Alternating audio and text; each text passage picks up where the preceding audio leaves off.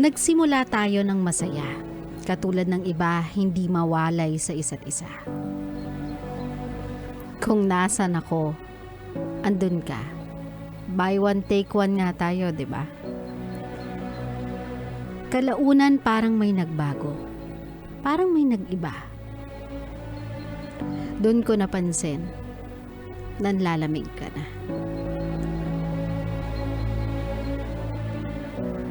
Nagpatay mali siya ako, sabi ko sa sarili ko, baka pwede pa. Ganun naman kasi sa relasyon, sa una lang sweet, ganun pa din naman, hindi ibig sabihin, hiwalayan ang punta. Pero umabot na tayo sa punto na lumalabas ka na nang hindi ako kasama. At alam mo yung pinakamasakit? Yung sa labas, single ka.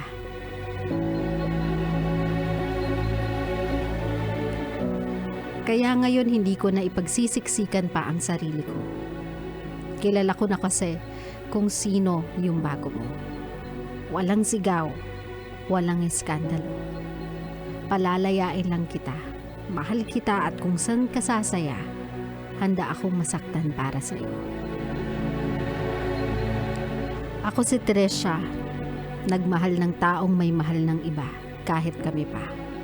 At ito, ang aking biyaheng paubaya.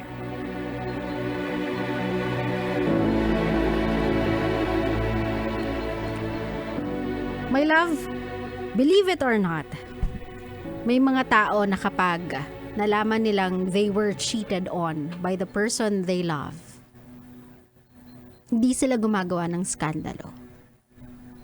They don't want to make a fuss. They don't want to fight. Ayaw nilang magsalita ng mga masasakit na salita. It's not because gusto nilang maging santa-santita. It's not even because they are still hoping that things will turn around. But because they know that even if they did, even if magsalita sila ng masasakit na salita, even if gumawa sila ng iskandalo, kahit pa maging viral sila because of it, nothing will ever change. Nasaktan na sila eh. Some things can never be regained. And for them, it's better to leave a relationship with a happy memory. Yun na lang yung gusto nilang dalhin pag alis nila ng relasyon. There's nothing more they can do. And they don't even think they have to do anything else. Kung yung tao ay nakahanap ng kapalit mo, kung yung tao ay nagawang punan, kung ano man yung pwede niyang iba tong pagkukulang mo, kung ang tao ay naghanap ng iba maliban sa'yo, you don't need any explanation and nothing will ever suffice. Walang magiging sapat para i-justify yung nangyari or bawasan yung sakit ng nararamdaman mo, kasi even if you blame that person for cheating, the pain, the amount of pain will still be the same. Sana all katulad ni Tresha. I'm not saying na yung mga nagawang sakta ng iba, wag nang lumaban, wag nang magsalita, manahimik na lang and mag-move on sa mga buhay nila. I'm not telling you to give those people na halang ang sikmura at walang konsensyang nagloloko sa mga taong nagmamahal sa kanila the benefit of the doubt. Give them a peaceful release. I'm not suggesting anything like that. But this I tell you, kapag nagsalita ka, kapag gumawa ka ng eksena, yes, nasira mo siya.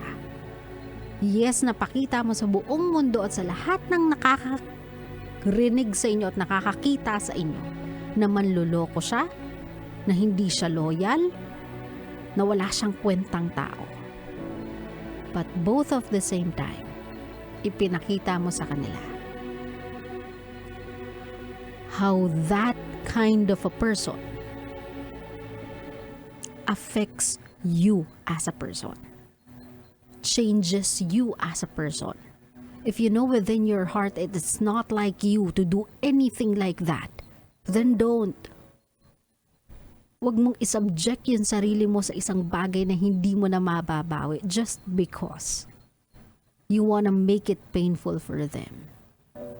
Katulad nga ng sinabi ko, my love, walang salita na makatutumbas ng sakit ng nararamdaman mo. Hindi enough lahat ng mura para bawiin yung sakit na naidulot niya sa'yo. So reserve your energy. Protect your dignity and pride. Let them go.